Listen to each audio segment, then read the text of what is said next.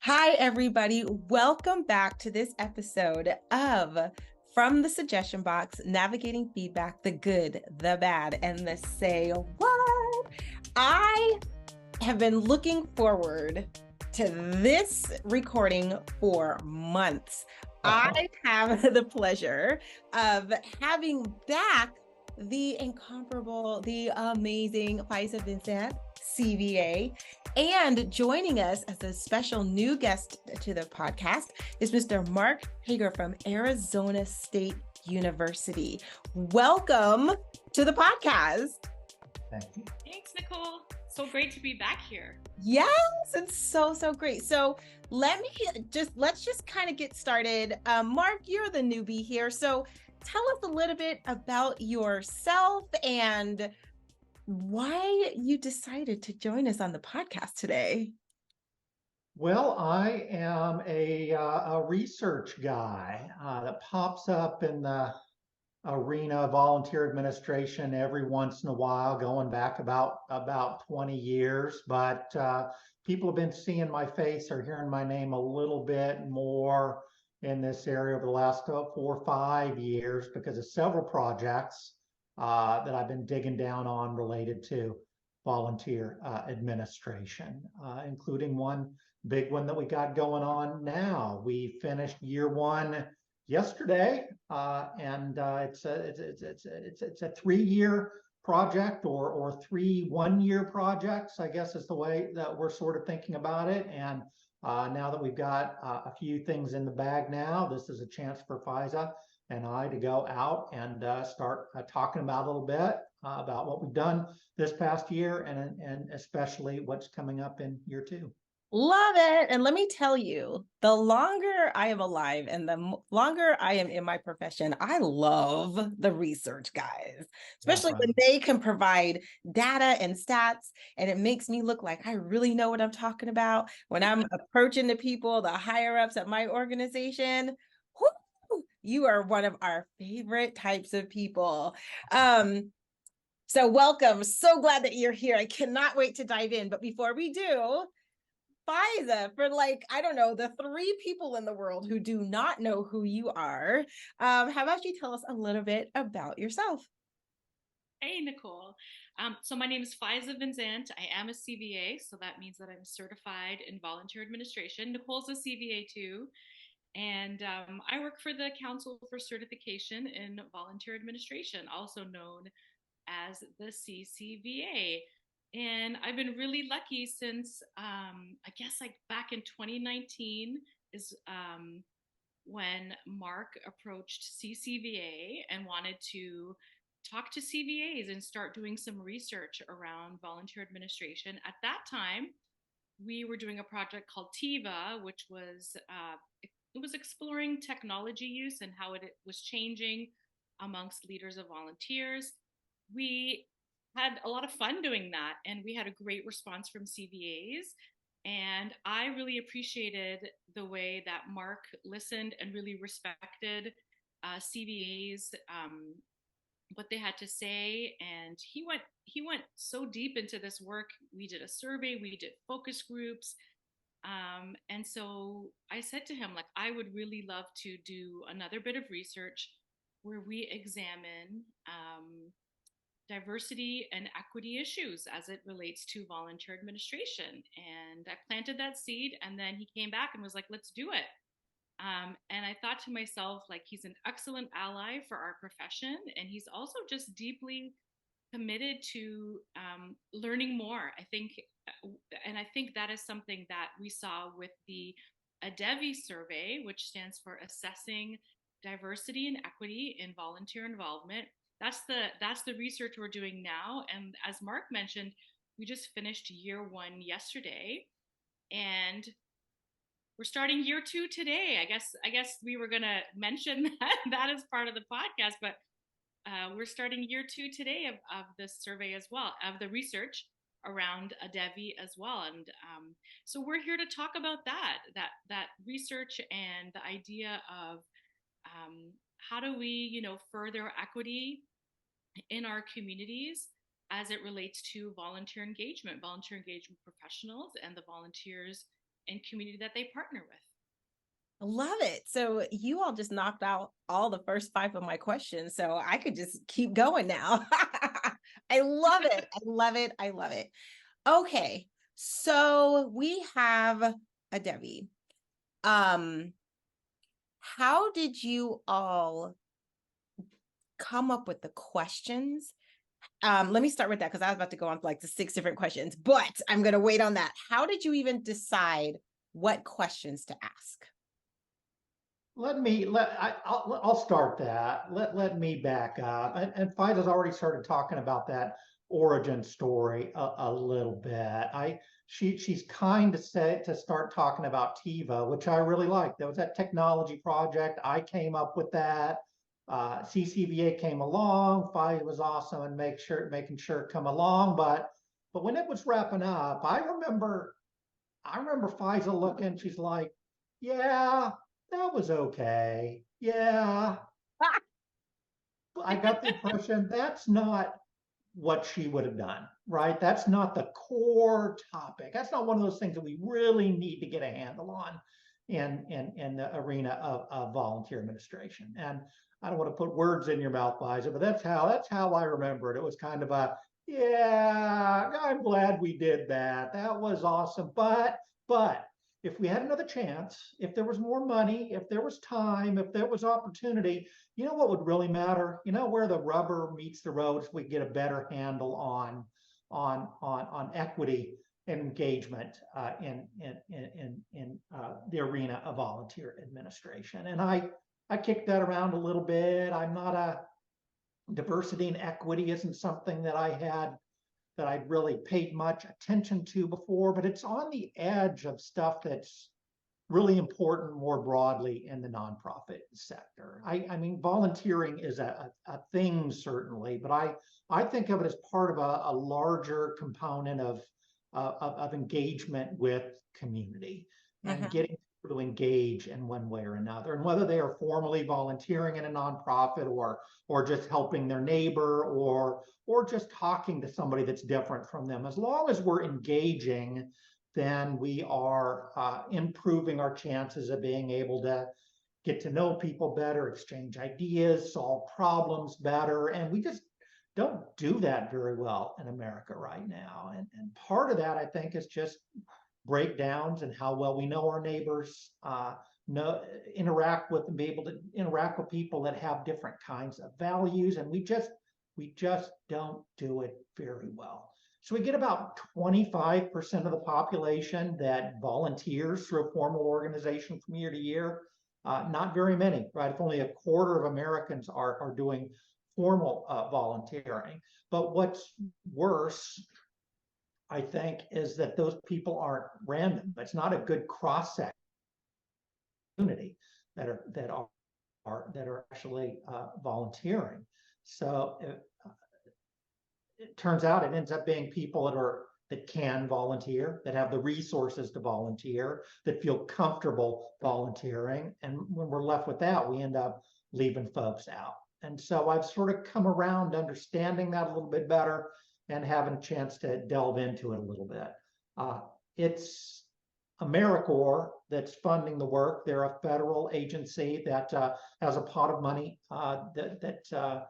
where they engage almost always universities to do various research projects. And so I brought these ideas to them.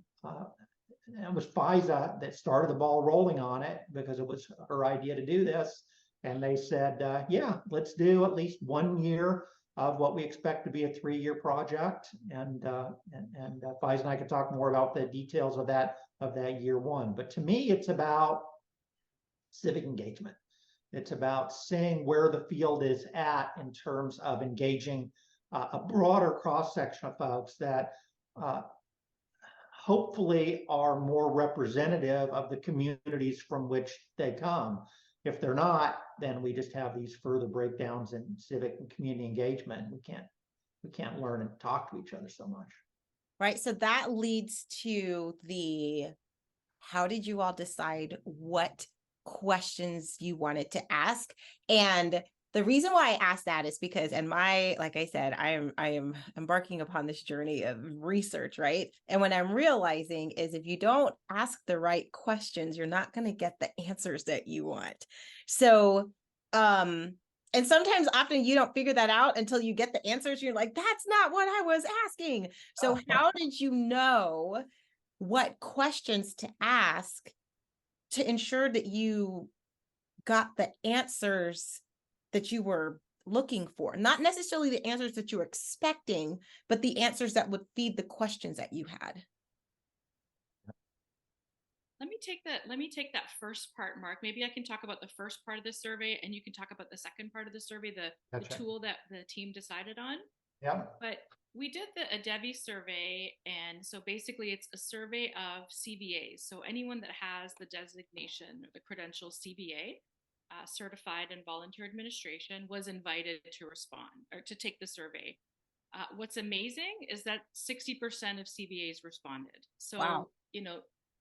There's obviously an appetite, a curiosity, a wanting to participate in the research, which was similar to when we did the TIVA research. Like, this is an engaged group, yes, who's really committed to our profession. And so CVAs were surveyed. So the first part of the research was a survey. Second part of the research was some focus groups. And the survey was two big parts. The first part of the survey was asking demographic questions about CVAs. Okay. So when we were doing the TIVA survey, that was taking part, the bulk of it was in 2020. And we all know that there was the murder of George Floyd in 2020. And as a result, a lot of organizations were looking inward. They were thinking about their own diversity policies, practices, whatnot. And outcomes were coming out of that. And one of those was that organizations were looking to diversify their volunteer base. Mm-hmm. And I was asking the question, well, how diverse are volunteer administrators that partner with these volunteers? Right. And that kind of was what helped us to form the questions that we asked. So we asked a lot of questions about demographics. Where do CVAs live? How do they do their work? Is it remote? Is it on site? Do they work full-time? Do they work part-time? Are they paid? Are they unpaid? So a lot of the questions were, straightforward questions we could ask. But where the team spent a lot of time really debating, like, how to ask a question, was, questions around, for example, gender identity or religious expression, or disability, identifying disabilities. What we decided as a team is that, I have this experience as a new immigrant to the United States where I'm coming from Canada, where I used to be able to, for example, if I was identifying my race or ethnicity, I would have like 20 choices. And now I'm here in the United States and I'm either white, Black, non-white, Hispanic, or Hispanic. I've got 4 choices or other, right? And so welcome I always to America. Yeah. It's so funny, Nicole, because I remember you and I had a conversation in 2021 from the suggestion box, and we were talking about diversity in our field and what it was like as 2 women who outwardly present as women of color. And I think even that was one of the conversations that kind of got my mind going. Like, how diverse are CVAs and volunteer administrators? What effect does that have on who we partner with as volunteers? So when we got to some of those questions, when you ask, like, how did we decide on those questions? Some of them were just basic, like asking about people's different identities. But when we talked about how we would ask those questions, the team made a decision for a lot of them that we would just say to somebody, like, how do you identify your gender expression? We didn't give people like a box to check. Yes. And when we did that, and you can check out this amazing infographic that we have on the ADEVI website, which is cvacert.org/ADEVI. When we did that, when you ask someone to tell you who they are versus asking them to, check a box, you just get this richness of answers, and things come out of that you would never would have expected, and you would never have even thought to, figure out how to put it in a box, right? Right. And I really was proud of our team for deciding to do it that way and to ask the questions that way and just allow people to say who they are, and tell us who they are in a lot of different ways. So, for example, when we asked people, describe your religious expression to us, there was 51 different ways that Oh, people described their religious expression to us. amazing. And many of them we would not have captured if we had put it, they would have all been in like a lot of them would have been in the other box. You know what Yeah. I mean? Yeah. And I feel as though asking the questions in that way, just allowed people to, it just gave us a fuller sense of, who are CVAs, who are the people, that are essentially gatekeepers to Mm-hmm. how do people access volunteerism, right? Because Mm-hmm. that's what we, that is one of the privileges we have as leaders of volunteers, is that, we have extreme privilege in who gets to come and volunteer with communities that we serve and that we prioritize. Mm-hmm. Well, and Mark, I don't. There's a cool tool that we used for the second half. I don't know if you want to talk about that part of the survey. Well, let me ask you a question about this first part here, Faiza, because this was something you said from the get-go. When we had our first meeting and said, hey, let's go to AmeriCorps and propose a project related to diversity and equity in volunteer administration. One of the first things you said is, let's get a good snapshot. Let's get some good data on what volunteer administrators, the CVAs themselves, look like. And lo and behold, that's a big part of it. That's sort of one of the two big pieces of the survey that we did. And you're chatting about, it's that infographic that we have up here. But let me ask you this, because I'm going to have to answer this question. So I want you to answer it so I know how why does this matter to us? Why does it matter knowing the diversity of the volunteer administrators themselves? What does that have to do with issues of the diversity of the volunteers themselves? For me, it is, so as somebody who recruits volunteers to work with different communities, if I'm not aware of what, if I'm not like aware of my identity, where my biases might be, where my, for lack of a better word, I don't love using the term blind spots, but where I don't see things, so where I don't have proximity to different communities, it's really likely, and I know I've done this before, that I'm not reaching out to those communities. They're not in my circle of influence. They're not reflected in like the media that I consume, like where I would think to go recruit for people, where I would think to go and have conversations. And so in a lot of instances, you have leaders of volunteers that have little to no proximity to the community that they're serving. You may have leaders of volunteers who physically don't live in the communities where they're recruiting volunteers. Yeah. So then they're, again, not invested in that community's health. And so when you say to someone, you need to diversify your volunteer base, if they're not even aware of what it is they're supposed to be diversifying for, and if they're not even aware of how far away they are from that, you end up having volunteers that maybe look like you, think like you, speak the way you speak, have similar experiences to you, and that isn't diverse, right? And so to me, that was really important, because the reality is, when you look at what our data tells us about who CVAs are, when you think about, for example, 1/3 of CVAs have completed a graduate degree, 1 in 13 CVAs are currently pursuing post-secondary education. In reality, for many of us in the communities that we serve, that's not a privilege, and that's not an identity that a lot of the community that we're supposed to be serving, we're supposed to be partnering with, those are not privileges that they have, right? And so when we're thinking about recruiting, what is our proximity to those communities, right? What do we understand about their lived experience and how it's different from ours, and how does that affect who has access to volunteer opportunities? That's why it was important to me. And in terms of my own lived experience, like I remember, being a volunteer, or I remember being a child, being invited to a holiday party. I think I've told you this story before, Mark, where I was invited to this holiday party, and I was given like a Barbie doll, a white Barbie doll. And I was invited to this holiday party because I was an immigrant. Like I wasn't an immigrant. I was a child of an immigrant. I was born in Canada. My parents immigrated to Canada. And so I qualified to go to this party. But I didn't need toys or anything. I didn't need anything. But at this party, I was going to get a toy. I got this Barbie doll. And I remember getting this Barbie doll and someone saying, Merry Christmas. And I'm Muslim, by the way. And like, I kind of like faked thanks for it. And I just thought to myself, like, it felt weird and it felt icky. And I was like supposed to say thank you to this person that gave me a Barbie doll. But how could that have been different if, like, and the volunteer manager was a middle-aged Christian white woman.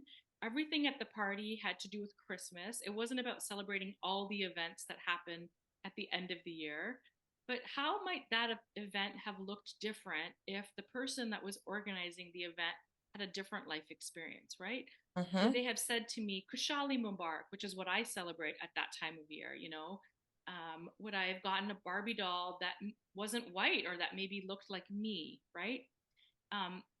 That's how, in practice, like some of the things with the best of intentions, because I do believe the CVA community as a whole is full of these giant hearts. But that is how, help is recruited and help is received. So that was why it was important to me. So I guess we went into this segment of the research a little worried, to use a word, that maybe our CVAs are all or tend to be white, women, middle-aged, Christian, middle income. And if that's true, if that's where almost everybody falls, then we have the danger of replicating volunteers that look a lot like that, or not attracting people that don't represent those kinds of characteristics. But what would you say happened? What would you say you learned then, Faiza, from what we found? Did that bear out, or did we have more diversity than you thought? I feel like when you ask people to express who they are, right, and that's what we did with the questions, way more diversity bared out than what we thought. For the most part, yeah, the majority is what we thought it might be, but it's deeper than that, right? It's not just white. When you ask somebody to identify, we found out a lot. Like we found out that like white doesn't look one way, for example, right? And we found out that there was a lot of multiple diversities, like, for example, with ethnicity or with religion. Like people had more than one expression in a category and not just one. And also, like, people are thirsty to, like, people want to tell you about themselves. Like people want to tell you and express who they are. For people who are in the North American majority, they don't want to click the box that just says white or just says women. There's more that they want to tell you about themselves that's important for us to know. So I'm glad we asked those questions in that way, because it surprised me. So for example, we asked questions like, how would you describe your race? And some people wrote white, some people wrote European, but like somebody wrote, for example, white settler Canadian. So what that tells me is they identify their whiteness, they identify their privilege, but they also identify with their identity as a settler, on land, and they wanted to express that. And somebody else wrote mixed indigenous and white passing, for example. And to me, I was like, wow, this person wanted to identify their actual heritage, but they also wanted to talk about the privilege they had as being white passing. And we don't know these things about people when we just ask them to fit into a specific box. And we don't know how deeply people are thinking about their race and their identity and ethnicity unless we ask them. And I love the way we ask them. So, Mark, the tool for the second half, can you tell us a little bit about that? Like what Faiza was referring to earlier?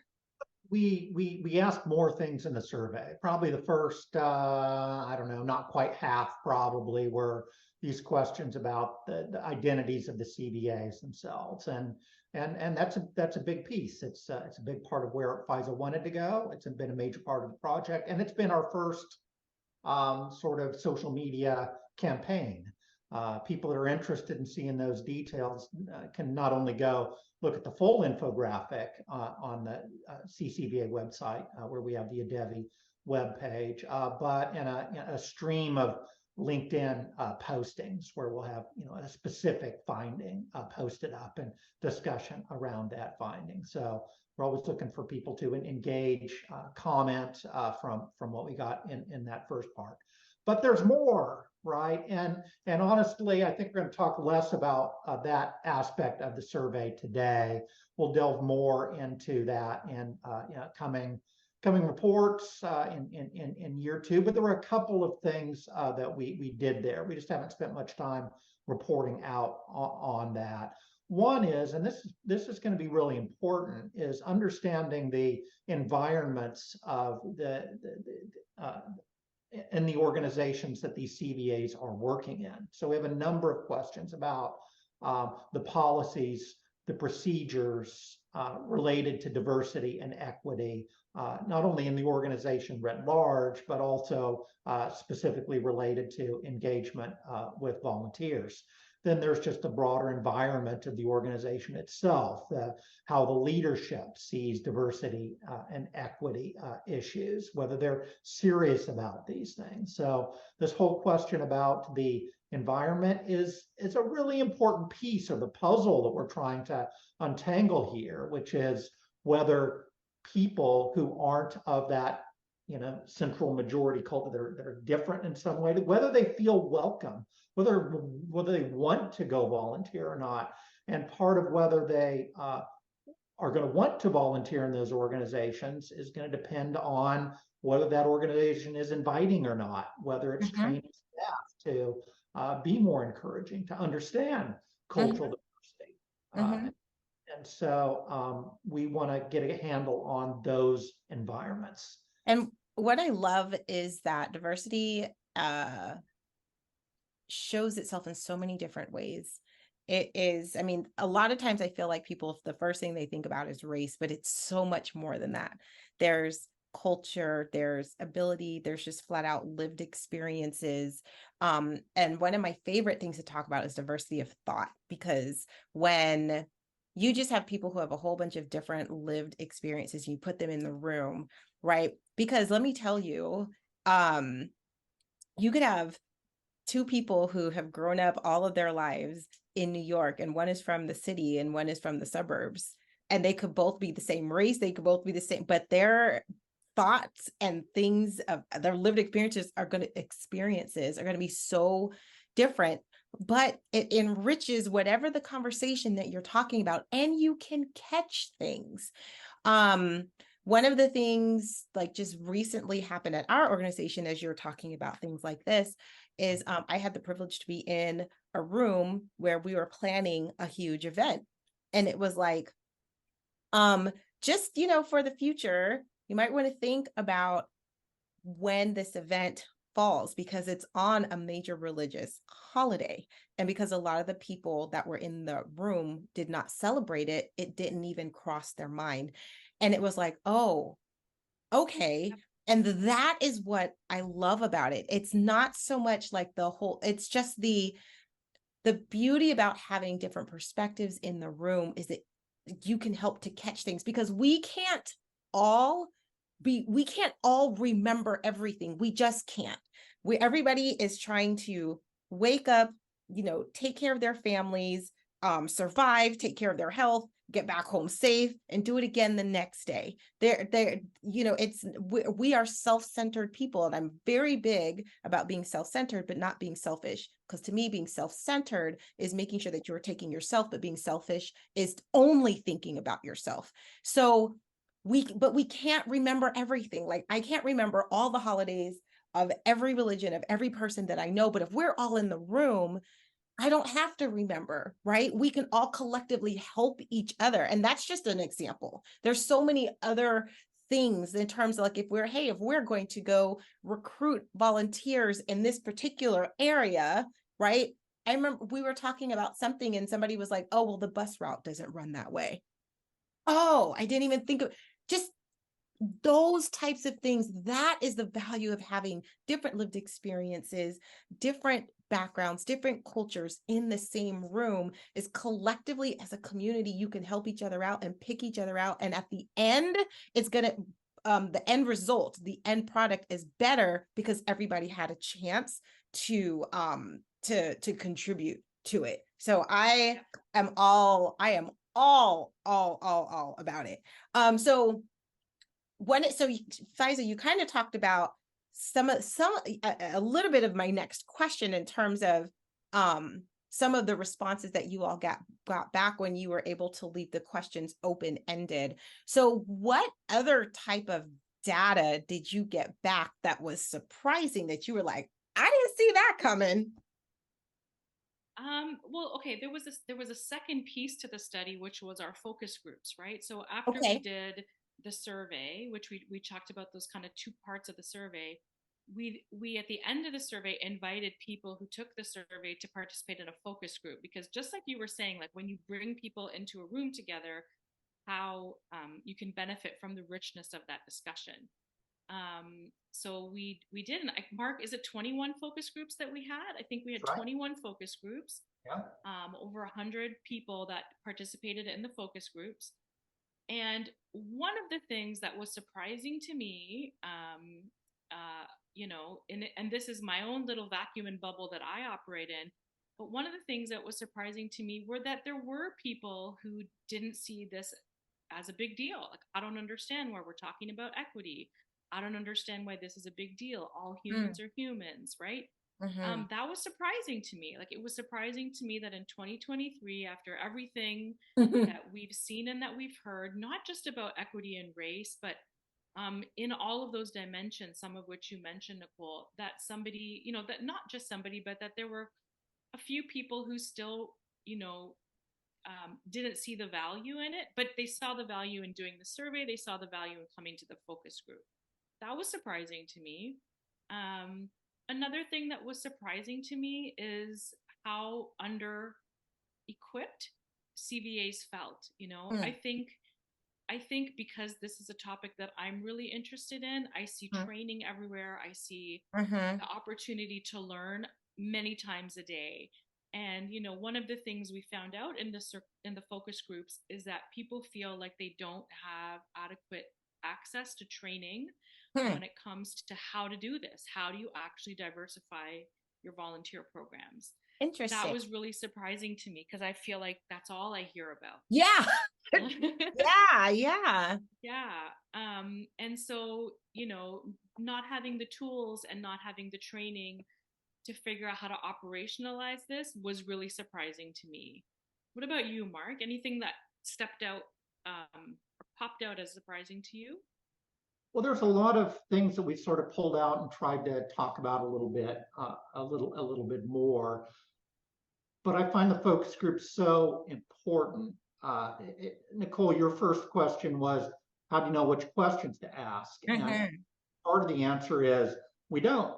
When you survey, you go down some roads that you want to go down. Like Faiza's like, we want to know what the characteristics of CVAs look like. And I wanted to know what the environments of the organizations looked like. And so we craft questions in that particular direction. But when you do that, when you ask questions that you want to ask, you miss stuff.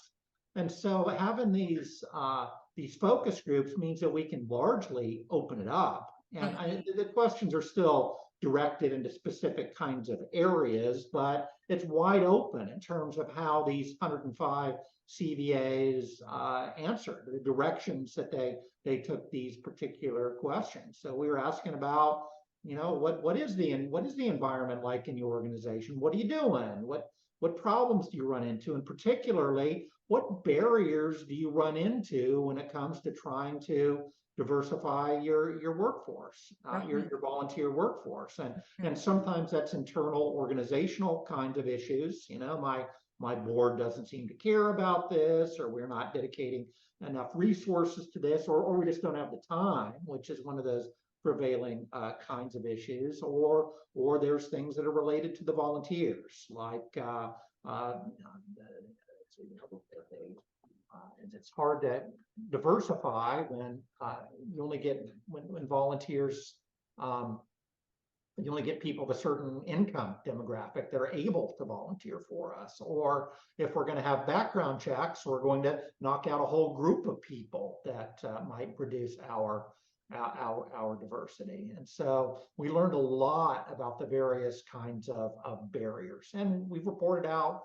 It'll be a part of a report that I'd like to get out in October on the focus groups. But we have in our second social media campaign had 10 sort of short little articles based exclusively on what the five of us, Faiza and I, and three graduate assistants at ASU saw in the focus groups themselves. So go take a look. The 10th one came out just this past Thursday, and that was me talking about CVA saying we need more training on this.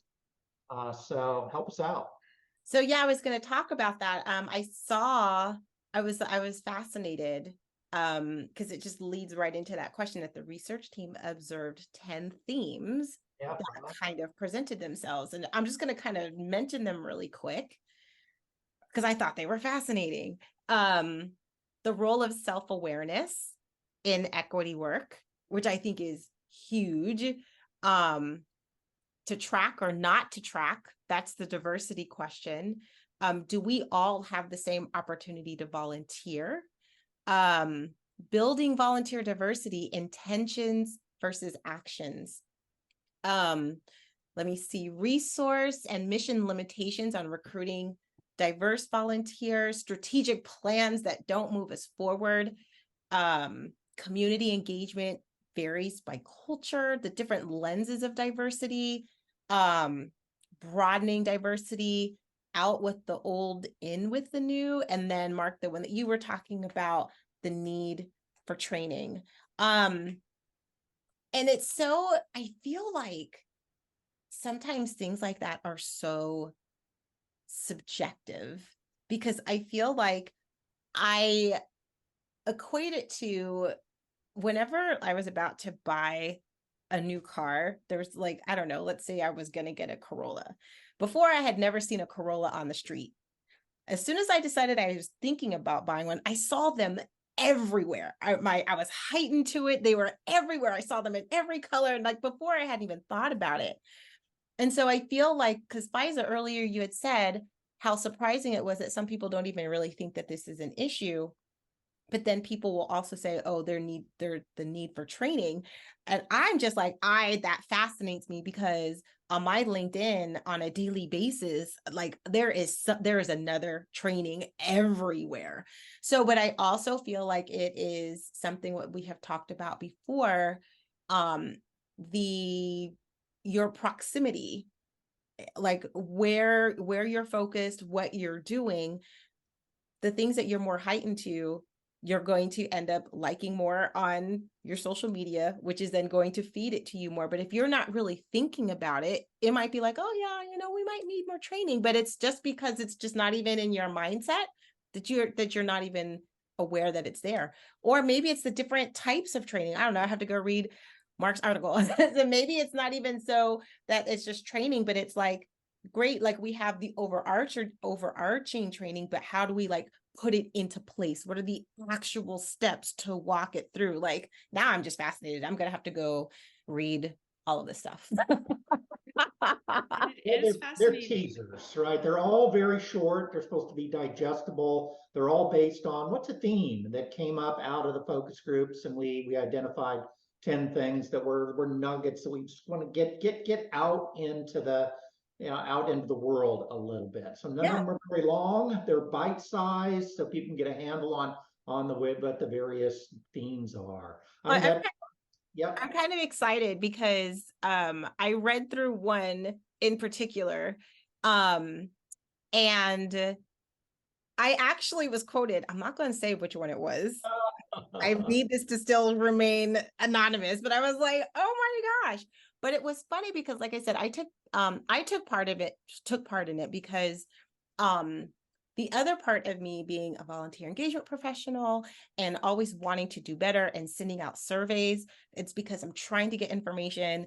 And so it just hurts my heart when I send out a survey and people don't answer it. So now I'm like, anybody who asks me for a survey, I am going to fill it out. I'm going to give the feedback, because that means that they are trying to get information to make things better for me. So I feel as I feel an obligation to help, because on the other thing, listen, I'm having all these tangents, because on the other hand, don't complain about something, but then don't do your part to help, right? Like, you can't complain about it. And if somebody's asking you, well, how can we make it better? And you don't take the time to tell them, but that's me. I am back. Sorry. But I have to say, so I was in one of those discussion groups, and I'm just going to say, in the discussion group, I was the only person of color that was in the room. And there were things that I had different perspectives on, and it was very awkward for me to speak up and say it in the room.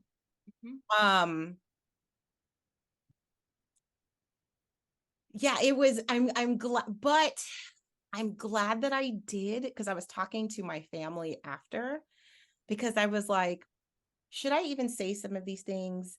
Because I tend to have very different views on just a lot of things in life in general. And they were like, yes, they're like, because if everybody's voice is supposed to be heard and they're asking, then you have the obligation to speak up, because there might be other people who feel the same way who aren't saying anything. Yeah. But I gotta tell you, it was awkward. It was like crickets. And I was like, okay, well.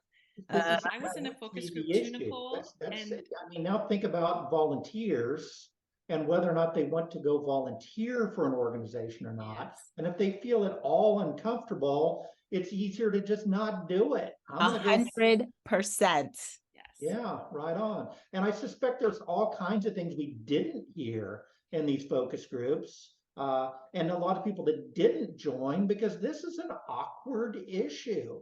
We learned in the survey that most CVAs fall left of center politically. And that makes sense to me. I can see that. But there's a fair number of people that fall firmly off to the conservative side. Were they in these rooms, in these focus groups? Right, we had about 20% opted in, so 80% didn't. And it's that if you weren't comfortable with this topic, and a lot of people that fall have conservative sort of political ideas, they don't like this topic very much. They may have just said, I'm not going to go talk about this because I don't have anything to say, or I'm not going to agree with the people in the room. And you miss a whole perspective there. And it's not just us that's missing a perspective. It's like I'm saying, it's an example of the broader problem. If you're not feeling comfortable, if you think that the people that are in that organization that are working that volunteer side don't look like you, don't think like you, then you're just not going to do it if you don't. So Faiza, what were you going to say? I was going to say I was in a focus group too, and I wasn't the only person of color in the focus group.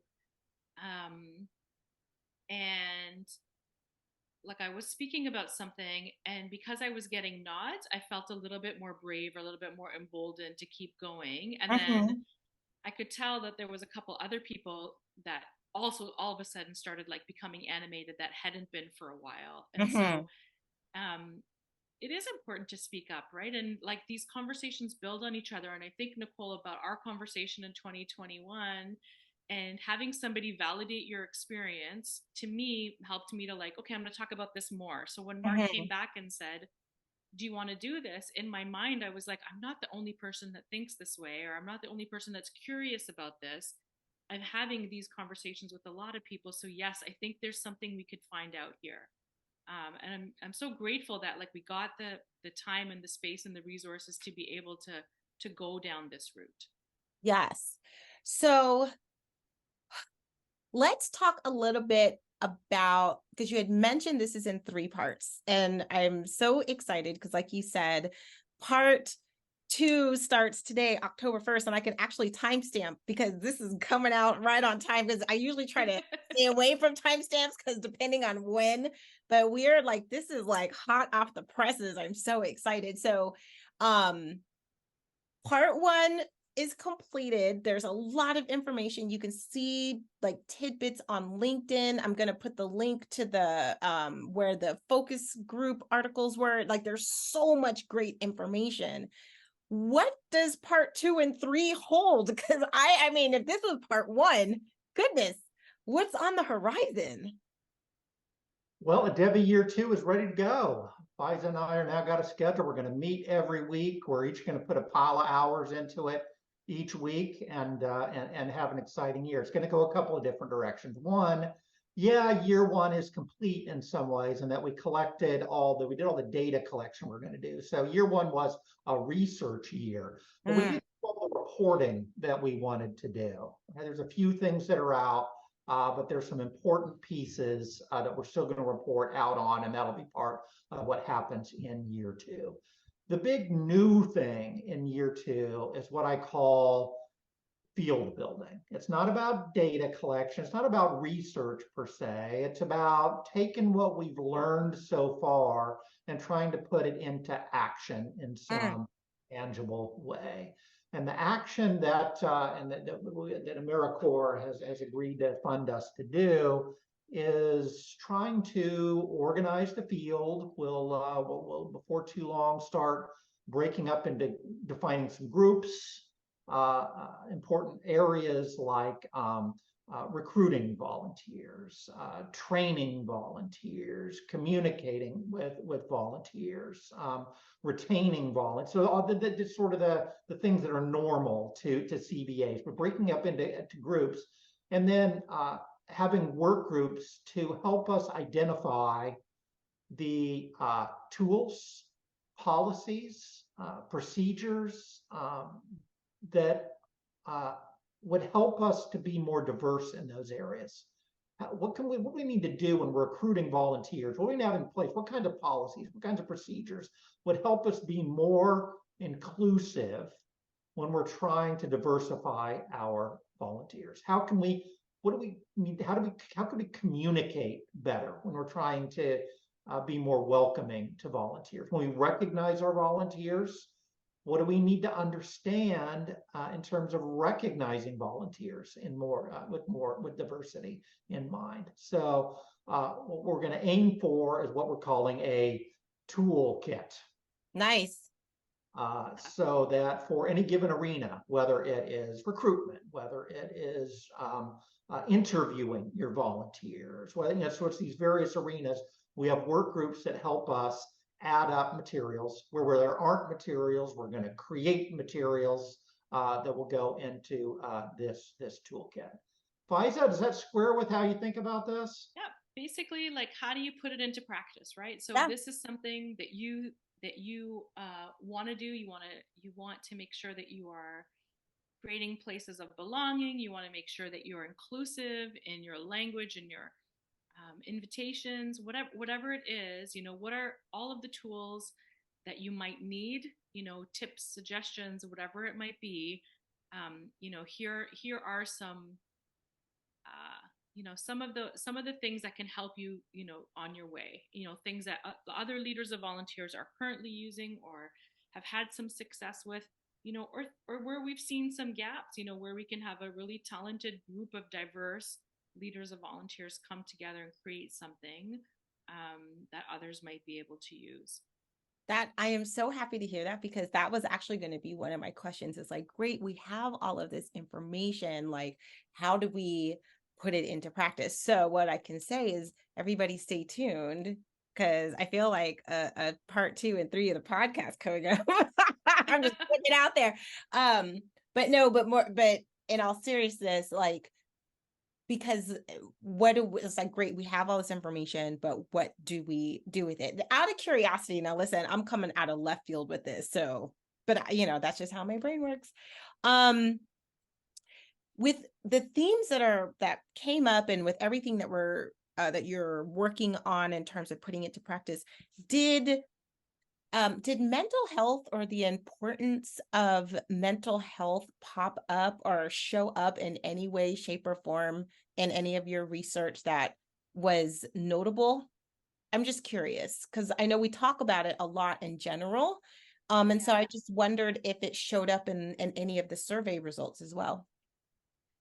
It's not something that we set out to ask questions about. Hmm. But we did ask CVAs to identify if they had any disabilities. And when we posed the question, using your own words to like describe your disabilities, I think it was 14% of CVAs did identify as someone with a disability. And then when we asked them like what those were, there were a lot of things that came up there that had to do with mental health. Mm. And it's really interesting to me that in asking the question in terms of ability and disability, that's where it came up and that's where it showed up. And also there were so many different ways in which the CVs who did make reference to mental health, the ways in which they said that, right? Like some people said specific things like diagnoses, like they would say like anxiety or depression or things like that. But others just said things like mental health or of the mind or something, something like that. Like they would say it in that way. And so again, I'm glad that we asked these questions that were open-ended because there are parts of people's self that they want to express and they want to share with us and tell us about. So that's where mental health did come up. Okay. No, and I think that's very, very important. And it just ties back into the whole thing, everything that you were saying, Mark, because in terms of on a larger scale, if people already have anxiety about, let's just say about the topic in general, how does that prevent them or propel them to either seek out training or avoid it altogether? And does that then thread through their recruitment aspects in terms of who they are or are not reaching out to because of perhaps a fear or just whatever? So I think the fact that it that it revealed itself, I think that part is actually really, that's fascinating. It's fascinating and interesting. Yeah. This ability just to ask about it. It was part of that whole question about diversity of the CVAs. And so, you ask about political affiliation, you ask about sexual identity, and we ask about what kinds of disabilities that people might identify and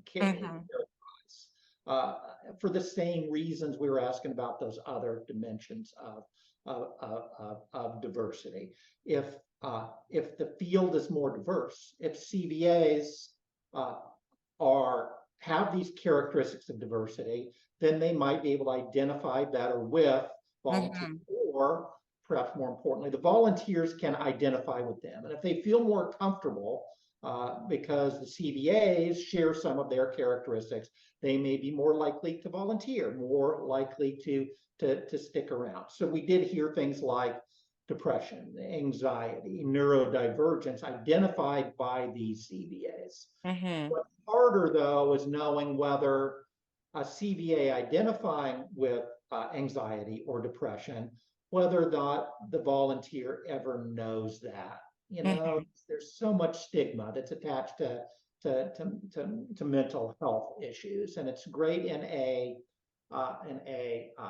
environment where it's the CVA knows it's confidential, Right. that they tell us about these things. But when they're talking with their volunteers, if they never divulge that their depression, their anxiety helps them to identify or connect with a volunteer that's suffering, dealing with those same kinds of issues, then that connection may never get made. So we have to confront these stigmas so that people can be more open about these elements of diversity so they can connect with their volunteers.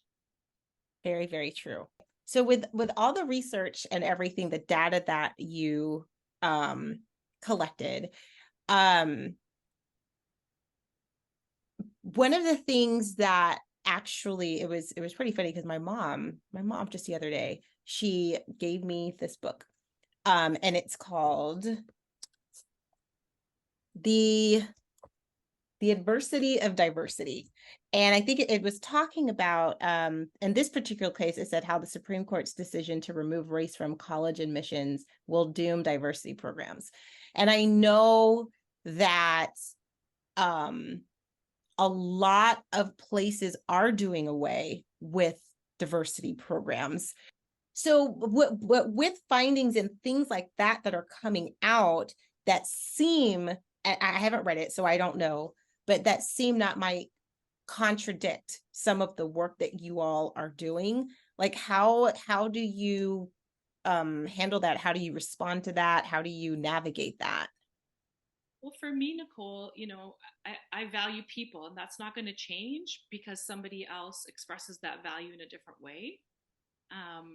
So whether there's laws that support that or laws that don't, like what remains steadfast for me is that I value people. And the reality is, when you're doing diversity work, it's a landscape that's constantly changing. Language is constantly changing, right? 10 years ago, we weren't talking about pronouns. Right. Then we went through this whole period where we talked about pronouns all the time, and now we're maybe not talking about them as much. Tomorrow there'll be something else. And so what this work is all about is just always welcoming that diversity of thought. And that is that's just a different thought than I have. Yes. And just like you said, it's worthy of exploring and understanding. What is the adversity of diversity? That is part of the work. Like, part of the work is not just only taking along for the ride the people who want to ride with you. It's also figuring out who doesn't want to and why don't they want to. Because even in your best efforts to be inclusive, you might inadvertently be leaving somebody else out. Right. So for me, it's just my core value is that I value people, and that is what keeps me going and keeps me committed to this work. Love it. Love it. Yeah, so far I'd say the project hasn't been contentious. We've always worried that we might run into contention, somebody that sees this very differently than the majority of folks that we've engaged seem to see it, and how Faiza see it. Faiza and I sort of value diversity, but there's a wide swath of Americans that are either ambivalent to this or are antagonistic to this idea. So for the large part, we've not run into that. And that goes to the point earlier that we may be missing some things by only talking to folks that are relatively friendly to the ideas that we have here. When it comes to the toolkit, when it comes to trying to talk to organizations about implementing policies or procedures that help to have increase engagement and inclusiveness in organizations, they are going to run into issues. They're the ones that are going to run into board members or staff members or members of a top management team that either at best don't see the value, don't see the importance of this, or at worst are antagonistic to ideas. So we're going to confront that more, I think, in year 2, and who knows what year 3 will look like. But we need to realize there's a piece here that we've not really come to grips. We've not had to confront yet. I think we have to confront it. It'd be too easy to keep walking around in friendly circles and saying nice things about inclusion and not engaging some of the more difficult aspects of this topic. We need to engage it, and if we don't find it, I think we need to go out of our way to find it because it's out there and we need to engage it. So part 2 is coming up. Can people participate in part 2, and did they have to participate in part 1 in order to be able to participate in part 2, or is it more research? Is it more like putting the information together and you're not necessarily looking for, like, how how does part 2 look? How does it unfold? Well, we're still building what part 2 is going to look like, but to answer your question, no, your involvement with part 1, which was extensive. There were lots of CVAs that were involved with the research components of ADEVI, will be unrelated to part 2. And Faiza will know before, and I will know before too long, how we're going to engage folks. Yes, if people are hearing this and like, oh, I want to be involved, well, let us know, because we're always interested in talking to folks. But hopefully before too long, once we know what we're going to do, they'll hear from us. We'll be out there in both social media and in newsletters, or maybe an email blast saying, we're ready to roll with part 2. Here's what we're doing. If you want to be a captain for one of these big groups, or if you just want to be a participant in one of those work groups, let us know, because we're going to want to engage those folks to be able to help build the field. Very, very true. Well, I can't believe that this hour passed by already. I feel like we just got to the tip of the iceberg. What is the best way for somebody to get in touch with each of you? Reach out to Mark or myself over LinkedIn if you want more information on ADEVI, or if you want to partner with us. What is it that you hope to leave with people who are listening to this episode? I think the first thing that I would say is, if there's anything about what we've talked about, if there's anything in the last few years that's resonated with you in terms of why equity and diversity is important, this is not something that we're going to workshop our way out of. This is not something that we will not have equity in all of these things in our lifetime, but we can move the needle slowly. And so I just encourage people to take a deep breath. If you're going to be engaging in this equity work, take a deep breath, count your small wins. I know Nicole and I have talked about a lot of the struggles and frustrations around equity work, especially in our sector. But we are making these small gains and these small wins, and it takes an ongoing, consistent effort. And you may not see the fruits of your labor like in your lifetime, but they are accumulating. And so, for our kids and for our kids who are going to be still, partnering with their communities, everything that we're doing today is going to be something that they're going to benefit from. That's why I continue to do this work, and why I'm so passionate about it. Mm-hmm. Well, for me, the issue is that people are being left out. And sometimes it's systematically groups of people are being left out. And I think the more that we can understand that, and the more we can mobilize our organizations at all levels, boards need to understand that, top management teams need to understand that, and the volunteer administrators that are the real nexus here and engaging volunteers need to understand that. And they all need to work together to create organizations that can be more, not just more inclusive, but are inviting more of those folks that are left out. Because if we engage more in our communities, our democracy is better. Our engagement with people that are different from us is better. But the more we understand them, the more we can solve our community problems better. Like I said earlier in the podcast, we're kind of bad at that. The more that we can get better at it, community life is better. Democracy is better. Go democracy. Love it. Love it. With that being said, I want to thank both Faiza and Mark for your time. I really appreciate it. I thank you for stopping by and sharing this information with our listeners. I encourage you all to go and look at the research, read up on the information. Thank you so much again for listening, tuning into this episode. If you loved it, please like, share, subscribe. And we will see you next time on From the Suggestion Box, navigating feedback, the good, the bad, and the say what. See you next time. Bye-bye.